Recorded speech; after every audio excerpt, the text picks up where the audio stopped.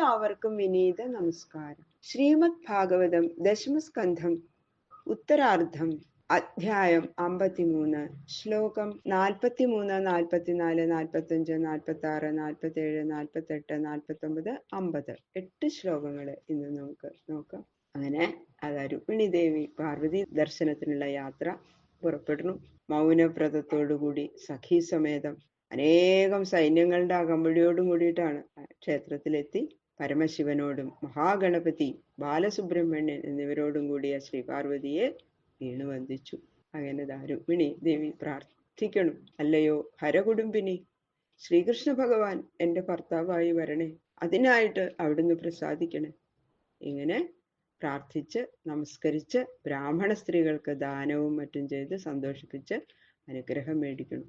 ഓം നമോ ഭഗവതേ വാസുദേവായ കൃഷ്ണായ വാസുദേവായ ഹരയേ പരമാത്മനെ പ്രണതക്ലേശനാശായ ഗോവിന്ദായ നമോ നമഃ.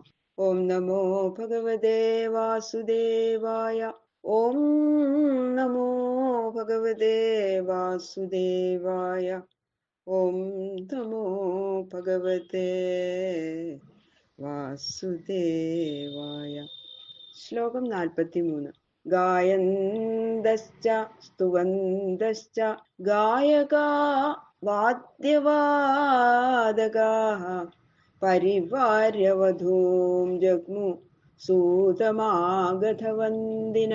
അനേകം ഭാഗവതന്മാരും വാദ്യക്കാരും അങ്ങനെ വംശപരമ്പരയെ കുറിച്ച് ഇങ്ങനെ കീർത്തിക്കുന്നവരായ സൂതന്മാരും ആ സമയത്ത് വേണ്ട ആ നല്ല നല്ല കീർത്തനങ്ങളാൽ രാജാക്കന്മാരെ ആനന്ദിപ്പിക്കുന്ന മാഗധന്മാരും, പിന്നെ എല്ലാ ദിവസവും നിയമായിട്ട് വന്ദിക്കുന്നവരുണ്ട്, അവര് വന്ദികൾ എന്ന് പറയാം. അങ്ങനെ നിയമേന സ്തുതിച്ച് നമസ്കരിക്കുന്നവരായ വന്ദികളും കന്യകയുടെ ചുറ്റും നിന്ന് പാട്ടുപാടിക്കൊണ്ടും അങ്ങനെ ആ രുക്മിണി ദേവിയുടെ ചുറ്റും നിന്ന് പാട്ടുപാടിക്കൊണ്ട് കീർത്തനം ചെയ്തും കൊണ്ടാണ് ആ യാത്ര, വധൂന്റെ യാത്ര.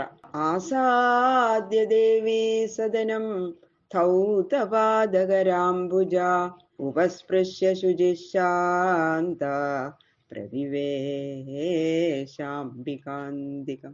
അങ്ങനെ ദേവീക്ഷേത്രത്തിൽ എത്തിയ ഉടനെ രുക്മിണി ജലം കൊണ്ട് കണ്ണും മുഖമൊക്കെ തുടച്ചു, കൈയും കാലും ഒക്കെ കഴുകി, മുഖം കഴുകി, കണ്ണും മുഖമൊക്കെ തുടച്ചു. അങ്ങനെ പരിശുദ്ധയായി. പിന്നെ വേറെ വിചാരമൊന്നുമില്ല രുക്മിണി ദേവിക്ക്. ഭഗവതി പാദാരവിന്ദ മാത്ര ചിന്തയോടുകൂടി ആ ദേവി സന്നിധിയിലേക്ക് അങ്ങോട്ട് പ്രവേശിക്കുകയാണ് രുക്മിണി ദേവി.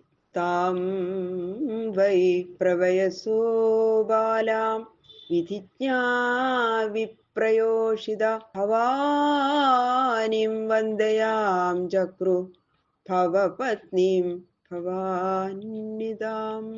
പ്രായം ചെന്നവരും ശാസ്ത്രവിധികൾ അറിയുന്നവരുമായ പുരോഹിത സ്ത്രീകള് പരമേശ്വരനോട് എപ്പോഴും പിരിയാതെയിരിക്കുന്ന ഭാര്യയായ ഭവാനിയെ കന്യകയെ കൊണ്ട് നമസ്കാരം ചെയ്യിച്ചു. ശിവകുടുംബിനിയായിട്ടാണ് അവിടെ ഇരിക്കുന്നത്. സുബ്രഹ്മണ്യ സ്വാമി ഉണ്ട്, ഗണപതി ഉണ്ട്.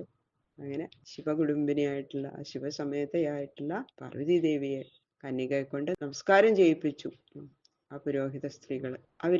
ആ ബ്രാഹ്മണികള് മന്ത്രം പറഞ്ഞു കൊടുത്ത് വിധിപ്രകാരം ദേവിയെ വന്ദിപ്പിച്ചു. നമസ്യേ ത്വാംബികേ ഭീഷ്ണം സ്വസന്താനയുതാം ശിവാം ഭൂയാൽ പതിർമേ ഭഗവാൻ കൃഷ്ണ തദനുമോദതാം. അപ്പൊ രുക്മിണി ദേവിക്ക് അപ്പം അങ്ങോട്ട് തോന്നിയതാണ് ഈ മന്ത്രം. ആ രുക്മിണിയുടെ ഹൃദയത്തില് തൽക്ഷണം ഉദിച്ച മന്ത്രം ഉച്ചരിച്ചുകൊണ്ട് ഭഗവതിയെ നമസ്കരിക്കണു ദേവി. ഹേ ദേവി, പുത്രന്മാരായ ഗണപതിയോടും സുബ്രഹ്മണ്യനോടും കൂടിയും ഭജിക്കുന്നവർക്ക് മംഗളം ദാനം ചെയ്യാൻ ഒരുങ്ങിയും ഇരിക്കുന്ന നിന്തിരുവടിയെ ഞാൻ ഭക്തിപൂർവം നമസ്കരിക്കുന്നു.